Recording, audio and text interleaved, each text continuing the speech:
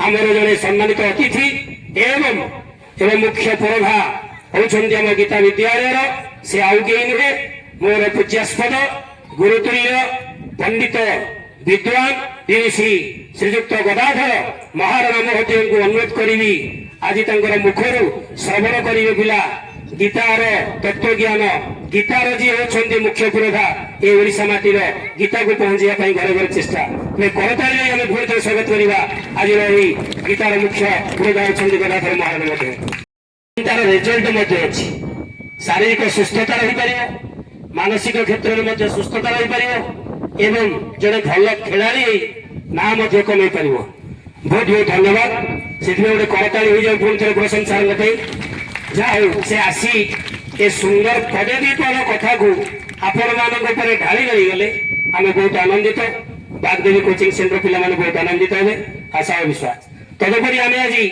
शुणा सारा राज्यर ये जो गीता घरे घरे गीता को पहुंचापी जी 5 वर्ष 6 वर्ष धरी अहर्निशी चेष्टा करी निजक बलिदान दे से किभली भाव ग्रामांचल सहरांचल पर्यंत गीता को पहुंचापी से जो अभिनव प्रयास आम मान को धरी चेष्टा करी से नुहे आज कालुपड़ा घाट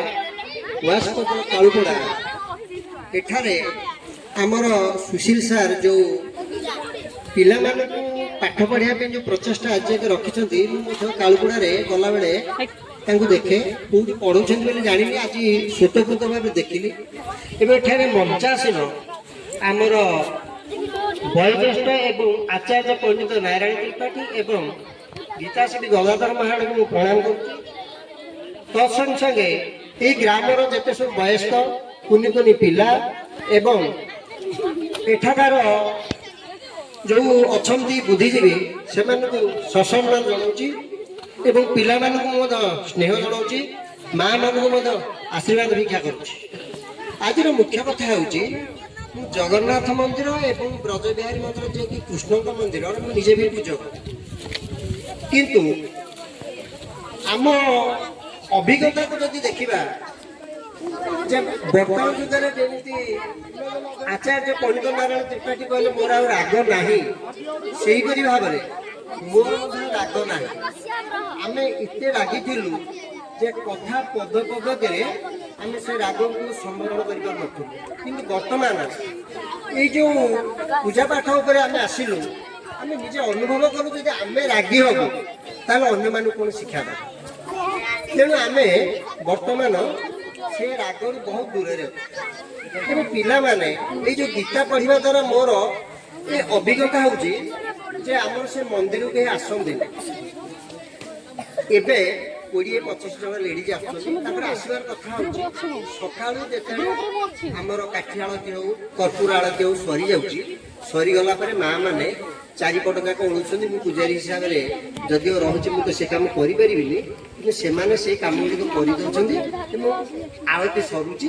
आलती सरला बसुन आम 3टी गीत बना जो गीत मैंने एत आकृष्ट कर मोर जीवार डेरी हो 8:30 9टा जाए बसुँच से गीत सर से जाऊँ आम शिक्षा लाभ कलु जे माँ मैंने यथेष कम अच्छी घरे किंतु सेठारे कौन हो जो घंटे 1.5 घंटा बसुँच से जो आध्यात्मिक परिवेश भितर बसुँच भगवान पदरे चरणामृत जो बर्तमान रोचे लालसाटा से सी जो कलुषित मखार जो रही आमर जो कलुषित दूषित कथा गुड़ परिहार्य कर भल कथा ग्रहण आमर कि जदि आम आम जी जाचु कहला फल से ग्रहण पिला अनुरोध कि प्रथमे जिते गीता पाठ करेंगे प्रथमे जदि गाधे चंदन टे लगे से कम करेंगे आपणकर उज्जीवित हम कौटा जो गीतार महात्मटा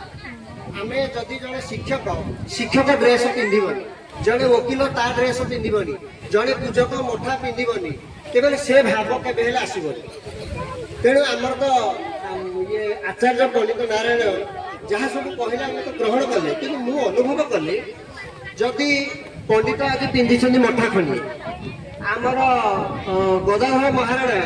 ଯେ କି ସିଏ ଜଣେ ମଠା ପିନ୍ଧିଛନ୍ତି। ମଠା ପିନ୍ଧିଲେ ସିଏ ଯୋଉ ଆଧ୍ୟାତ୍ମିକ ଭାବରେ ଅଛନ୍ତି ଯାହା ଶିଖେଇଲେ ଯେମିତି ଭଲ ଲାଗୁଛି। ଆପଣମାନେ ଗୀତାଟିଏ ପୂର୍ବରୁ ଯଦି ଗାଧେଇକି ଚନ୍ଦନ ଟିକେ ଧରିକି ସେ ଗୀତାକୁ ଛୁଇଁବେ ଆପଣଙ୍କର ଅଟୋମେଟିକ ସେଇ ଭଗବାନଙ୍କ ଆଡକୁ ନିଶ୍ଚିତ ଭାବରେ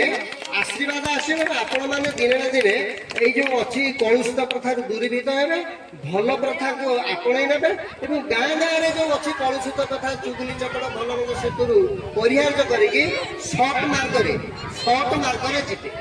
ତେଣୁ ଏଇଟା ହଉଛି ଆମର ଗୁରୁଙ୍କର ଆଦେଶ। ଆମର ଯୋଉ ମନ୍ତ୍ରାସନ ଅତିଥିଗଣ ଯାହା ସବୁ ଶିଖେଇଲେ ସେଥିରୁ ଆମେ ଯାହା ଶିଖିଲେ ଏଠି ଲେଖାଯାଇଛି ବାଗଦେବୀ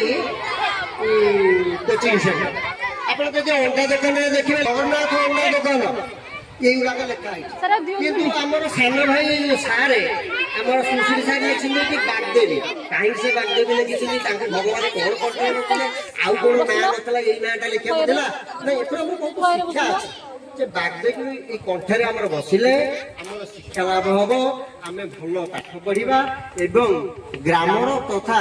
ଆମ ପଞ୍ଚାୟତର ତଥା ସଂସାରର ଭଲ ମଙ୍ଗଳ ହେଇପାରିବ। ତେଣୁ ଗୁରୁଜୀ ତ ସବୁ କହିଛନ୍ତି। ଆମର ମଧ୍ୟ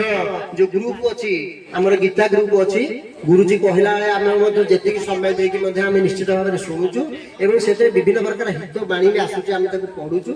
ଆମର ଲକ୍ଷ୍ୟ ରହୁଛି ସେଇ ମହାତ୍ମାଙ୍କର ଏଇ ଯୋଉ ଆଧ୍ୟାତ୍ମିକ ବାଣୀକି ଶୁଣିକିରି ସମାଜର ଯୋଉ କଳୁଷ ପ୍ରଥାରୁ ଦୂରୀଭୂତ ହେଇକିରି ଉଚିତ ମାର୍ଗରେ ଯଦି ଯାଇପାରିବା ତେବେ ହେଲେ ଏଇ ଯୋଉ ଆଚାର୍ଯ୍ୟ ପଣ୍ଡିତଙ୍କର କଥାଟା ନିଶ୍ଚିତ ଭାବରେ ରହିପାରିବ। ତେଣୁ ଆପଣମାନେ ସେଇ କଥାକୁ ଅନୁସରଣ କରନ୍ତୁ, ରାଗକୁ ପରିହାର କରନ୍ତୁ, ସମାଜରେ ଚୁଗୁଲି ଚପଟକୁ ଦୂରୀଭୂତ କରନ୍ତୁ ଏବଂ ଚନ୍ଦନ ଟିକେ ଲଗେଇକି ସେ ଗୀତାକୁ ପଢନ୍ତୁ କିମ୍ବା ନ ପଢନ୍ତୁ ଅଟୋମେଟିକ ଆପଣଙ୍କର ବୟସ ଅନୁସାରେ ନିଶ୍ଚିତ ଯିବେ। ମା ମାନେ ତ ଅଛନ୍ତି ସବୁ ବିଭିନ୍ନ ପ୍ରକାର ଆମର ସୁଶୀଲ ସାର ବିଭାଗ ବାଣ୍ଟି ଦେଇଛନ୍ତି, ସେଇ ଅନୁସାରେ ଆଗକୁ ଯିବେ। ଆପଣମାନେ ନିଶ୍ଚିତ ଯଦି ଏଠି 100ରୁ 150 ପିଲା ବସିଛନ୍ତି ନିଶ୍ଚିତ ସେଥିରୁ 10 ଜଣ ହଉନା କାହିଁକି ଆମର ପଣ୍ଡିତଙ୍କର ଯୋଉ ବାଣୀ ଅଛି ସେ ବାଣୀରେ ନିଶ୍ଚିତ ଭାବରେ ଆଗକୁ ଯାଇପାରିବେ। ସିଏ ଦିନେ ବୃଦ୍ଧା ହେଇଯିବେ, ଆମେ ଦିନେ ବୁଢା ହେଇଯିବୁ, ସୁଶୀଲ ସାର ଦିନେ ବୁଢା ହେଇଯିବେ। ନିଶ୍ଚିତ ଭାବରେ ଆମର ଏଇ ଗାଁର ନାଁ ନିଶ୍ଚିତ ଜଣେ ନା ଜଣେ ରହିବ ବୋଲି ମୁଁ ଆଶା ପ୍ରକାଶ କରୁଛି। ଏବଂ ସମ୍ୟକ ଭାବରେ ଯାହା କହିଲି ଯଦି ସେଥିରେ କିଛି ତ୍ରୁଟି ଥାଏ ତ୍ରୁଟି ମାର୍ଜନ କରିବେ ଏବଂ ଗୁରୁଙ୍କର କଥାକୁ ପଦାನುಸରଣ କରିବେ। ଏତିକି କହି ମୁଁ ବକ୍ତବ୍ୟ ସାୟନ କରୁଛି। ଜୟ ଜଗନ୍ନାଥ।